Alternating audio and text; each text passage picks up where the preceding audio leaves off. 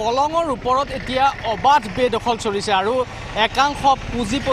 পুঁজিপতি এতিয়া কলঙৰ ওপৰত অবাধ ব্যৱসায় চলোৱা পৰিলক্ষিত হৈছে যিহেতু সমগ্ৰ অসমতে উচ্ছেদ অভিযান চলি আছে কিন্তু এইসকল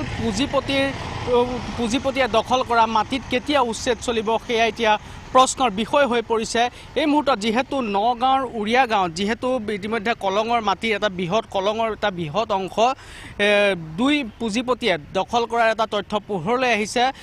উৰিয়া গাঁৱৰ যিটো আচলতে ৰয়েল আৱাসৰ যি আচলতে ৰয়েল আৱাস আছে সেই ৰয়েল আৱাসে কলঙৰ মাটি বেদখল চলোৱা এক তথ্য পোহৰলৈ আহিছে সমান্তৰালভাৱে নগাঁৱৰ এগৰাকী ব্যৱসায়ী বাবুল কুমাৰ দাসে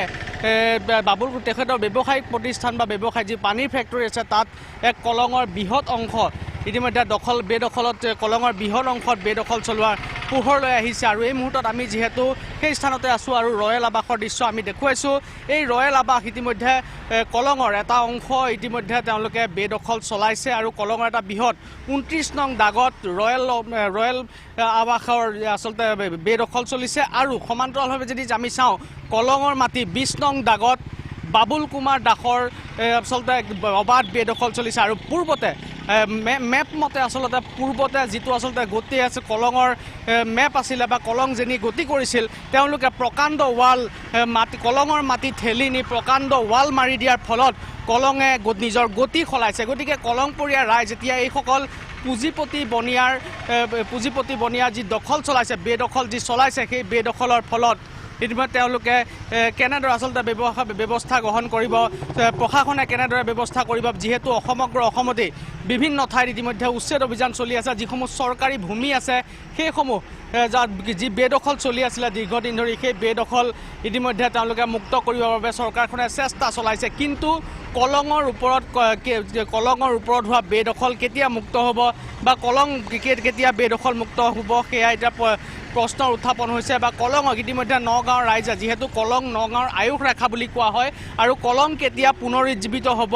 কলঙত কেতিয়া বেদখল মুক্ত কৰা হ'ব সেয়া লৈ পেলাই প্ৰশ্ন বিভিন্ন সময়ত উত্থাপন কৰি আহিছে আনকি নগাঁৱৰ বিধায়ক ৰূপক শৰ্মাই কলঙৰ ওপৰত চলা বেদখলৰ যি তথ্য সেই তথ্য বিধানসভাৰ মজিয়াত তেওঁলোকে বিধায়কগৰাকীয়ে অৱগত কৰিছিল আৰু কলং বেদখল মুক্ত কলং আৰু সোণাই নদী বেদখল মুক্ত কৰিবৰ বাবে আহ্বান জনাইছিল কিন্তু এইসকল পুঁজিপতি যি আচলতে বণিক গোষ্ঠী আছে ব্যৱসায়ী আছে বৃহৎ ডাঙৰ ব্যৱসায়ী সেই ব্যৱসায়ীসকলৰ তাত উচ্ছেদ চলিব নে নচলে সেয়া এতিয়া প্ৰশ্ন হৈ পৰিছে কাৰণ কলঙৰ ইতিমধ্যে মই উল্লেখ কৰিছোঁৱেই যে এই দুই ব্যৱসায়ীয়ে 20 নং দাগ আৰু 29 নং দাগ কলঙৰ ইতিমধ্যে বৃহৎ অংশ তেওঁলোকে ঠেলি লৈ গৈ কলঙৰ মাজলৈকে লৈ গৈ বেদখল চলাই তাত প্ৰকাণ্ড ৱাল মাৰি দিয়াৰ ফলত ইতিমধ্যে কলং ইতিমধ্যে নিজৰ গতিপথ পূৰ্বৰ যি গতিপথ আছিলে সেই পূৰ্বৰ গতিপথ সলনি কৰিছে যাৰ ফলত যি দাঁতিকাষৰীয়া অঞ্চলৰ লোক আছে সেই লোকসকলৰ যি ম্যাদী মাটি আছিল সেই ম্যাদী মাটি কলঙে নিজৰ দিশ সলনি কৰাৰ ফলত সেই ম্যাদী মাটি কলঙৰ বুকুত জাহ যাব ধৰিছে গতিকে এইসকল পুঁজিপতিৰ আচলতে কলং কেতিয়া বেদখল মুক্ত হ'ব বা এইসকল পুঁজিপতিৰ যি বেদখল সেই বেদখল উচ্ছেদ কৰিবলৈ সক্ষম হ'ব নে বা মনোযোগ দিব নে নিদিয়ে চৰকাৰে বা বেদখল উচ্ছেদৰ ক্ষেত্ৰত চৰকাৰে ব্যৱস্থা গ্ৰহণ কৰিব নে নাই নগাঁও জিলা প্ৰশাসনে ব্যৱস্থা গ্ৰহণ কৰিব নে নাই সেয়া এতিয়া ডাঙৰ প্ৰশ্ন হৈ পৰিছে নগাঁওবাসীয়ে ইতিমধ্যে যি উচ্ছেদ চলি আছে আজিও ঢিঙত উচ্ছেদ অভিযান চলিছিলে বা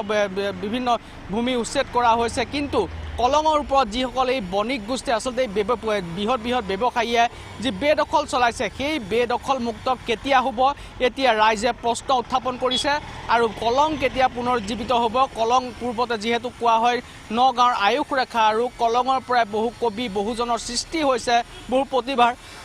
সৃষ্টি হৈছে গতিকে কলঙক যি মৃতপ্ৰায় অৱস্থালৈ লৈ যোৱা এইসকল পুঁজিপতিৰ বিৰুদ্ধে কি ব্যৱস্থা গ্ৰহণ কৰিব নগাঁও জিলা প্ৰশাসনে সেয়াও এতিয়া প্ৰশ্ন উত্থাপন কৰিছে নগাঁওবাসীয়ে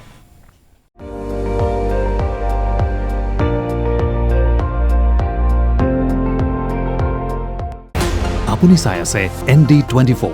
সৰ্বশ্ৰেষ্ঠ নহয় সৰ্বোত্তমৰ দৌৰ